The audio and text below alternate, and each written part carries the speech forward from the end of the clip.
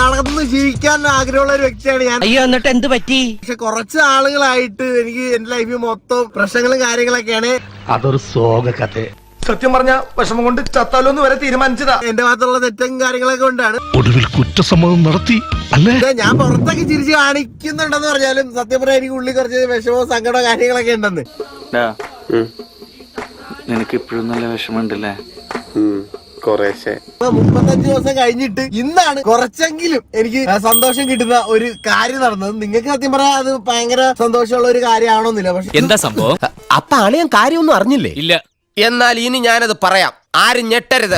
അപ്പൊ കഴിഞ്ഞ സന്തോഷം ഉണ്ടായ കാരണം എന്താന്ന് വെച്ചാൽ നമ്മുടെ വണ്ടി നമ്മൾ ഇന്ന് അമ്പലപ്പുഴ പോലീസ് സ്റ്റേഷനിൽ നിന്ന് എടുക്കുവാണ്. ആ കാര്യത്തിൽ എനിക്ക് ഭയങ്കര സന്തോഷമാണ്. കാരണം ഇവിടെ എവിടെയെങ്കിലും കിടന്ന് വണ്ടി അവിടെ ഭയങ്കരമായിട്ട് നശിച്ചു പോകും. അതിനൊക്കെ നല്ല നമുക്ക് വീട്ടിൽ കൊണ്ടുവന്ന് വെച്ച് ഇടക്കൊക്കെ സ്റ്റാർട്ട് ചെയ്തിട്ട് കഴിഞ്ഞാൽ നമുക്ക് വണ്ടി തന്നെ ഓക്കെ ആവും. അപ്പൊ അദ്ദേഹത്തിന് ബോധം വന്നു. അദ്ദേഹം ചെയ്തോട്ടെ, അദ്ദേഹത്തിന്റെ ഉപജീവന മാർഗമായിട്ടുള്ള പരിപാടികളൊക്കെ ചെയ്തോട്ടെ. പക്ഷെ അതൊന്നും നിയമം കാറ്റിപ്പുറത്തിക്കൊണ്ട് ഇപ്പൊ എന്റെ അടുത്ത് ഹിയറിംഗിന് വന്നപ്പോൾ അദ്ദേഹം ഒരു സാധുജീവിയെ പോലെ സംസാരിച്ചത്. കിട്ടേണ്ടത് കിട്ടിക്കഴിഞ്ഞാൽ തോന്നേണ്ടത് തോന്നാൻ ഇത്തിരി സമയം നല്ലതാ.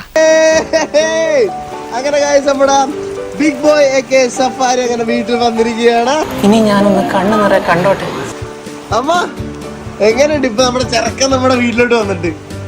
ഇവിടെ സന്തോഷമുണ്ട്. നമ്മുടെ കാരണം ഓരോന്നും നഷ്ടപ്പെടുമ്പോഴാണ് നമുക്ക് അതിന്റെ വില എന്താണെന്ന് മനസ്സിലാവുക.